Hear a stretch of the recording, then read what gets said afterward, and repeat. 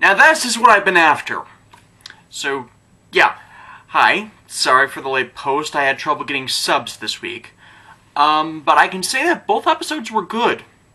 And yeah, I've been bashing Toqger the last 2 weeks.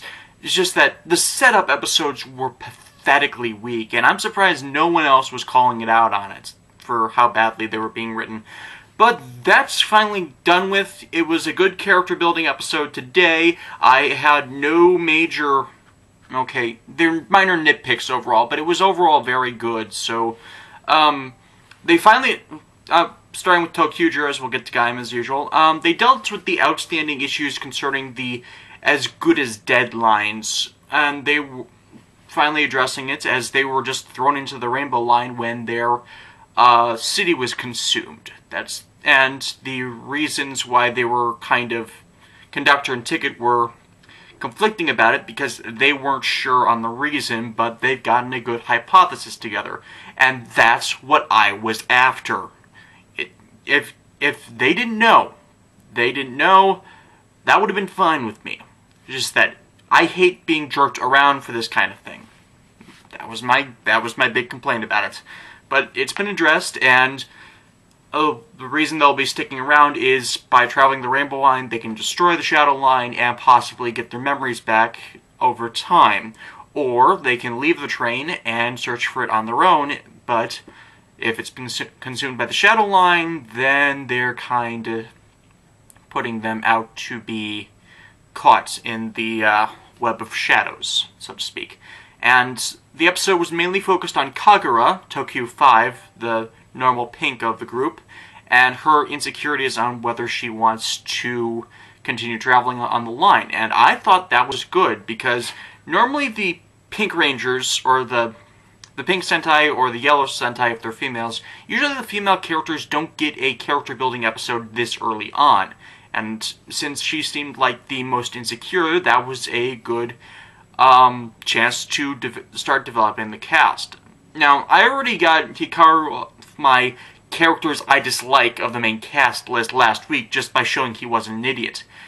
Or needlessly juvenile. I still think the cast are portraying characters too young for their actual ages.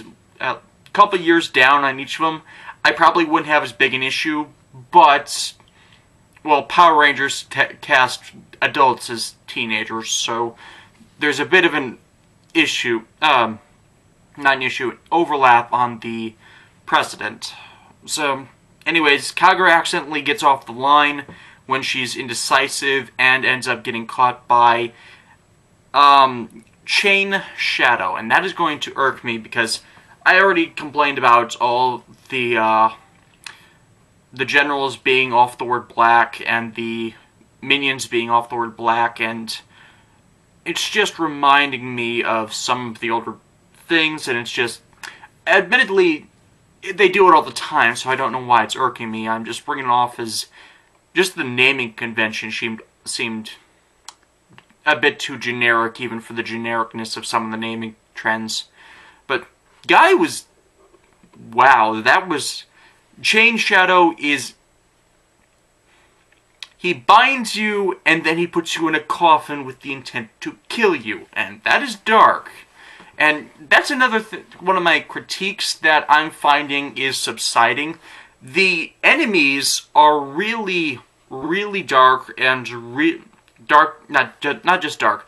Dark as in the narrative sense of the term, like, malevolent, and not exactly evil, but they're malicious.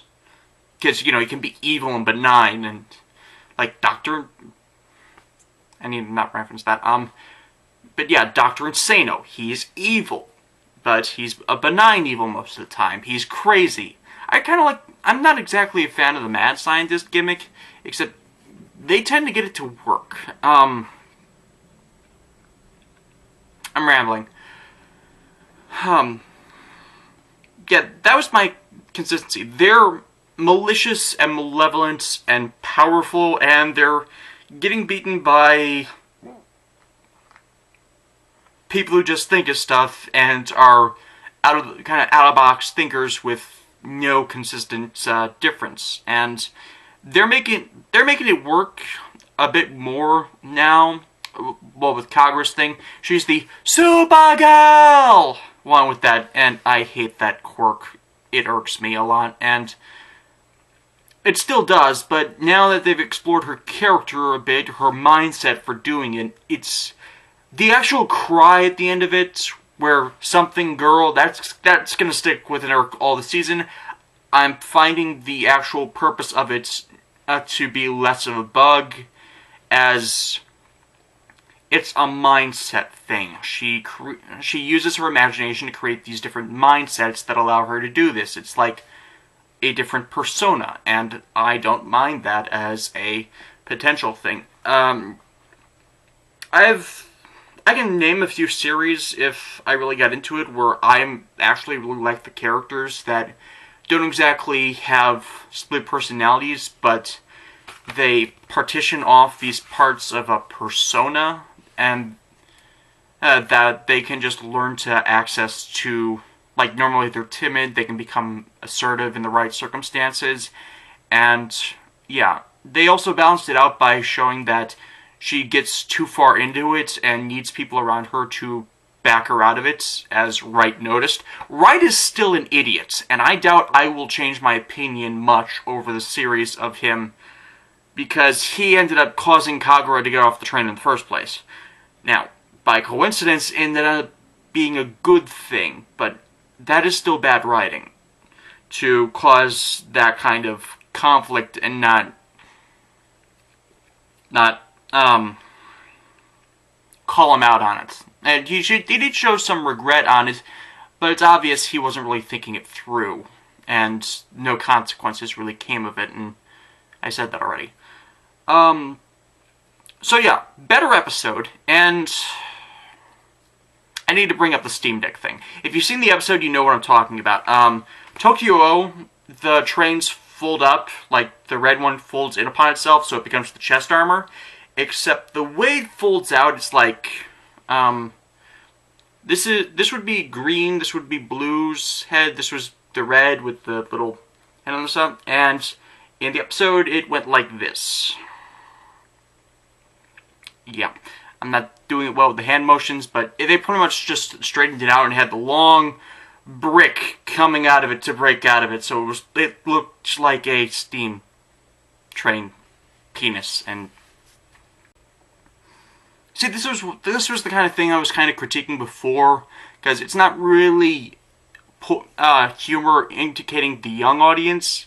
It was more juvenile humor, and you know, juvenile humor is something that is like lowest of lowest common denominators, and it's like South Park uses this a lot. But mainly with the characters that you kind of want them to see get the comeuppance. It's the kind of humor that I don't find that funny, and then you look at this man-child and he's laughing his ass off at it, and yeah, that was kind of my thing. That consistent critique. It's like they're juvenile despite their age, and like I said, that could have easily been fixed by casting a bit of younger actors and making the jokes actually jokes and not this kind of thing. But I'm warming up to the series. I know it was hard for the first 2 episodes, but that's because I had some legitimate grievances with how it was coming together. And I got this message on one of the previous videos. I'm trying to bring it up.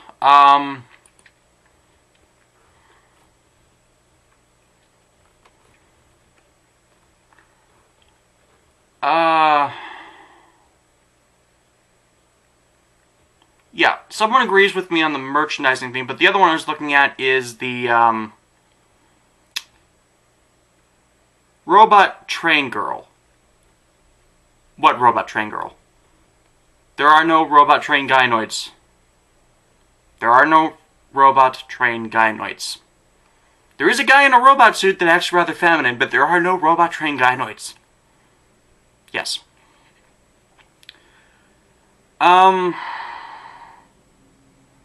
Yeah, this other comment, like I said, I'm warming up to this, so it's not as bad as I originally critiqued, but I'm repeating myself again. First 2 episodes were bad. You gotta give some of these series about 5 episodes to really get good, but you gotta have a good catch. You gotta catch them good with the first episode. And if not, they're just going to turn off the station or not tune in, and that's pretty much what I was trying to get at before. I'm bad at phrasing things a lot of the time, so I probably went too far off the rail for just first introductions. But I know I'm backtracking on my own opinion, but opinions change over the time. I'm repeating myself again. Point is, 3rd episode, good catch. If they continue this quality, it can turn into a good series. Next episode's focusing on, I'm forgetting his name, because they're being introduced at one at a time, and they're not really saying the names of the characters much. Toku Nico, the blue of the team. Glasses. I can just look it up. Why don't I just look it up?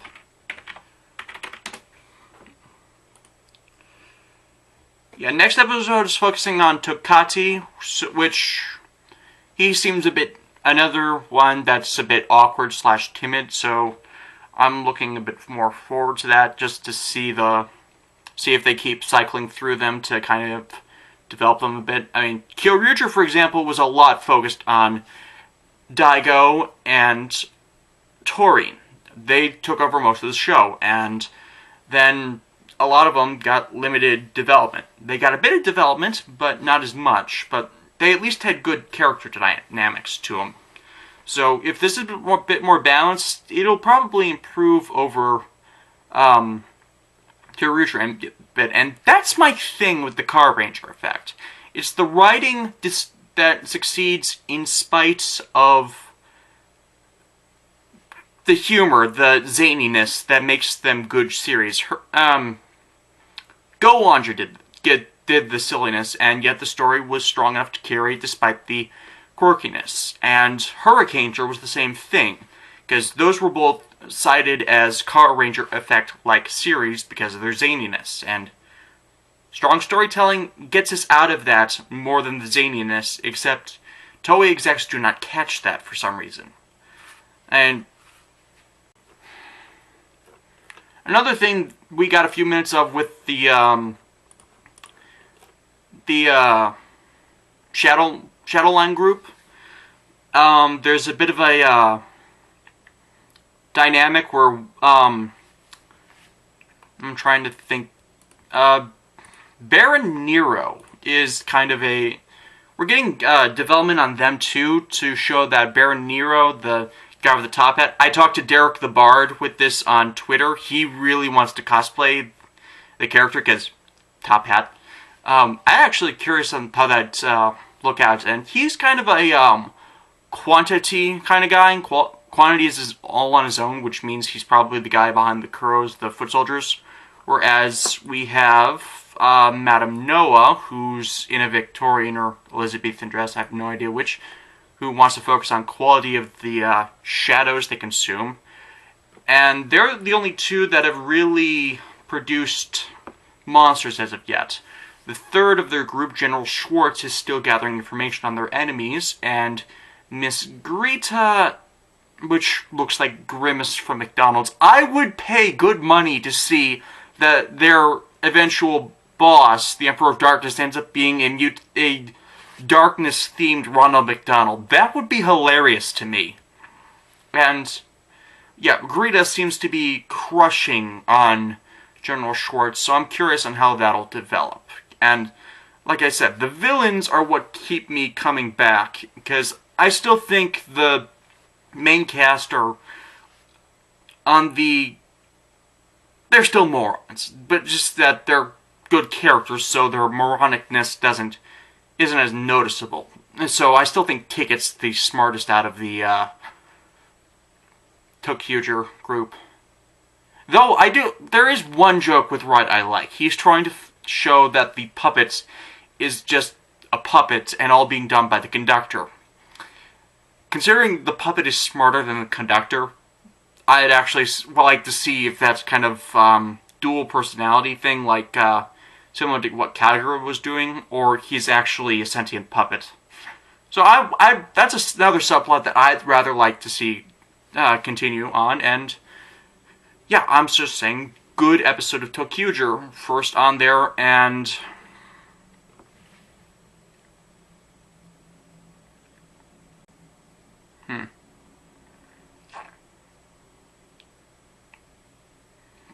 anyways, Gaim.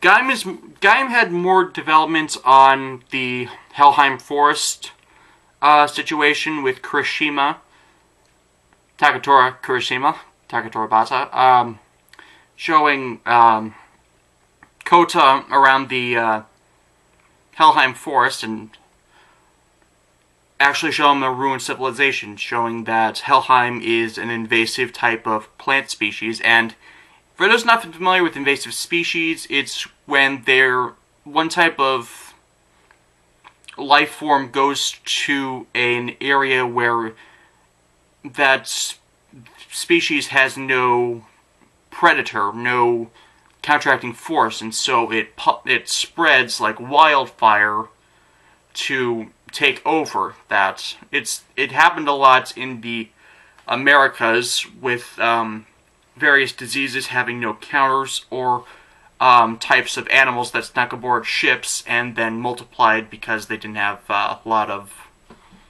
I know there's a type of fish with teeth in the Midwest currently that was imported from some other place as a pet, and then a bunch of idiots let them free into the waters, and now they've like spread everywhere. It's kind of the same thing with plants. In the episode, they cited this type of common dandelion that took over the native dandelion of Japan because they had a more likely chance to pollinate, so they took over ground that was normally populated by this native species. And that's pretty much what the Helheim is doing, because the fruit can grow on any surface, and they also explained that due to how it forms, it renders the ground sterile. They grow and then take up all these nutrients that could have supported other things, and have their seedlings infest other living organisms. And we've seen a bit of that, so it's good to just get it out there as commonplace, or not just imply it to outright state it. So the conflict here was mainly trying to get Kota and Kaito on the faction's side, whereas Kaito's philosophy, he's been a source of like half the conflict in this show just by what his machinations inevitably bring. He's the one that popularized the invest game for these battles, which ended up resulting in bad things. And now when he's striking out at Yggdrasil, which was apparently what he was originally intending to do, just as vengeance, because watch the show, it's pretty much a thing from his childhood, just screwing over the city when Yggdrasil came in. So yeah, he wants revenge against Yggdrasil, but also with his only the strong philosophy, the implication is he's going to fight the Invests that are invading from Helheim, but he's not going to try and save anybody that gets caught in the crossfire. Whereas Kota's still more on the pacifistic side, whereas he's trying to get it out so people can come together. And Takatora Bata is not going with that, mainly because he knows human nature. He tried to keep this a secret because, one, companies will try to profit off of this and screw people over anyways. Two, people are going to fear them, they're going to undermine Yggdrasil's efforts, and they're going to screw over the world. Three, people are going to panic, and they're going to, similar to what they likely do to Yggdrasil and corrupting them, but they're going to try and destroy everything instead of try and contain it or build things to stop them, like what Yggdrasil is doing. So I'm not saying they're in the right with keeping this out of it and not trying to bring all of the armored riders in after their testing phase was done to try and build a force, but it's still undermining their own efforts at this point, especially since factions are starting to form. Ryoma Sengoku, Sid, and Yoko seem to be of this faction that are going to try and coup for to take out Takatora's faction. Takatora's faction is currently him, Michi, and I assume the Kurokage riders, though I'm not certain on that at this point, and potentially Kota, as, well, he is still on the fence and wanting to tell people about it because he's kind of an optimist in this. And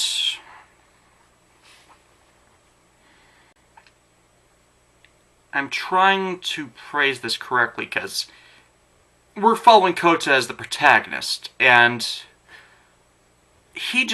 there's this obvious mistake that they're all making, and I'm trying to phrase this correctly, in that he says they need to stop fighting over these things, and he's right, but he's trying to be the point man in it, and not understanding that Takatora's doing this for longer, and you're not going to be able to save everybody.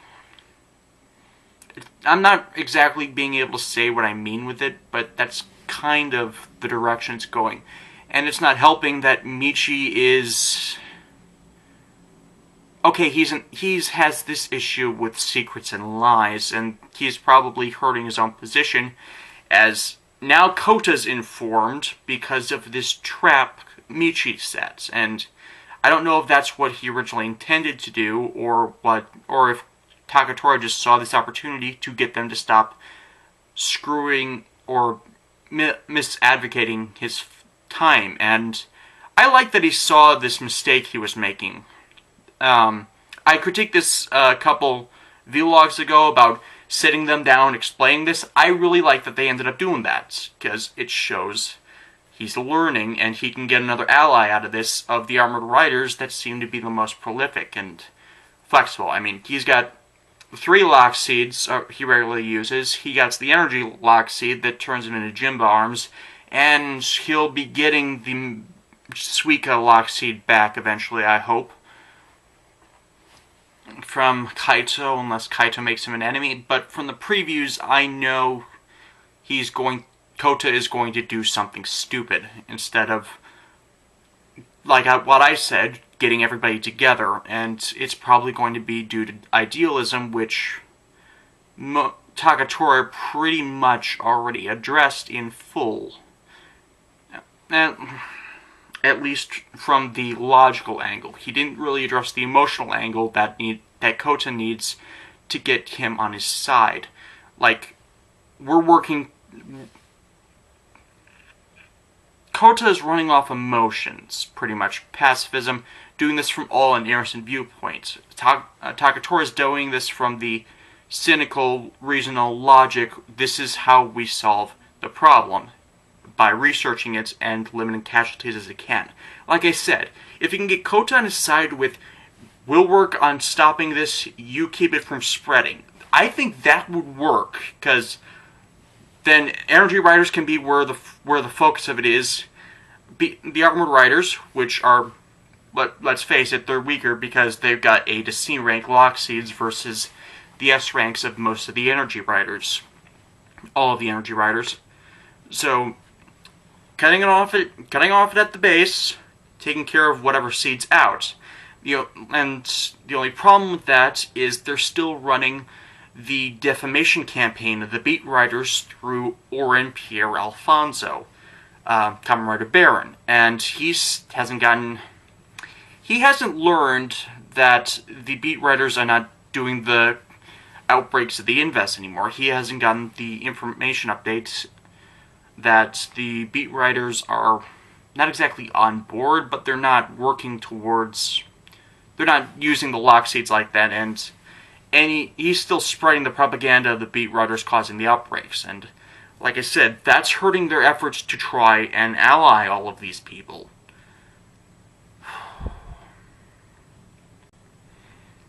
So I'm curious on what'll happen. I pretty much know the direction is heading. This is the outbreak arc now. This is where the threat is going to become bigger and bigger until all of these conflicts are going to cascade into more and more casualties. And